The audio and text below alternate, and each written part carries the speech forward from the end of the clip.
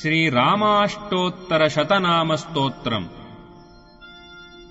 श्रीराघवम् दशरथात्मजमप्रमेयम् सीतापतिम् रघुकुलान्वयरत्नदीपम् आजानुबाहुमरविन्ददलायताक्षम् रामम् निशाचरविनाशकरम् नमामि।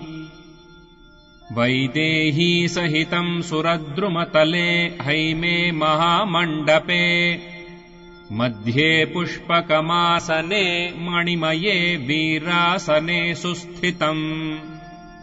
अग्रे वाचयति प्रभञ्जनसुते तत्त्वम् मुनिभ्यः परम् व्याख्यान्तम् भरतादिभिः परिवृतम् रामम् भजे श्यामळम्।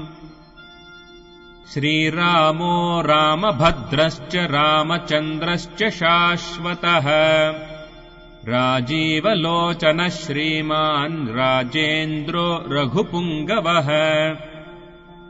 जानकी वल्लभो जैत्रो जितामित्रो जनार्दनः विश्वामित्रप्रियो दान्तः शरणत्राणतत्परः। वालिप्रमथनो वाग्मी सत्यवाक् सत्यविक्रमः सत्यव्रतो व्रतधरः सदा हनुमदाश्रितः।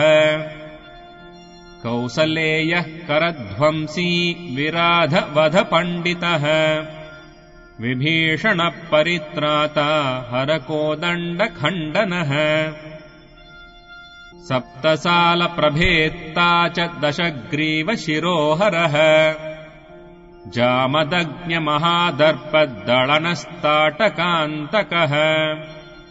वेदान्तसारो वेदात्मा भवरोगस्य भेषजः दूषणत्रिशिरो हन्ता त्रिमूर्तिस्त्रिगुणात्मकः। त्रिविक्रमस्त्रिलोकात्मा पुण्यचारित्रकीर्तनः त्रिलोकरक्षको धन्वी दण्डकारण्यकर्तनः। अहल्याशापशमनः पितृभक्तो वरप्रदः जितेन्द्रियो जितक्रोधो जितामित्रो जगद्गुरुः। वृक्षवानरसङ्घाती चित्रकूटसमाश्रयः जयन्तत्राणवरदः सुमित्रापुत्रसेवितः। सर्वदेवादिदेवश्च मृतवानरजीवनः मायामारीच हन्ता च महादेवो महाभुजः। सर्वदेवस्तुतः सौम्यो ब्रह्मण्यो मुनिसंस्तुतः महायोगी महोदारः सुग्रीवेप्सितराज्यदः। सर्वपुण्याधिकफलस्मृतसर्वाघनाशनः आदिपुरुषः परमपुरुषो महापुरुष एव च। पुण्योदयो दयासारः पुराणपुरुषोत्तमः स्मितवक्त्रो मितभाषी पूर्वभाषी च राघवः।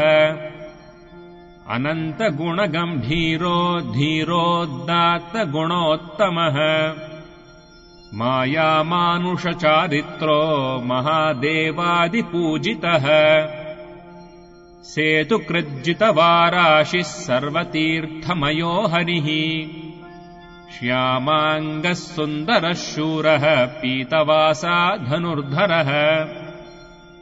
सर्वयज्ञाधिपो यज्वा जरामरणवर्जितः विभीषणप्रतिष्ठाता सर्वापगुणवर्जितः।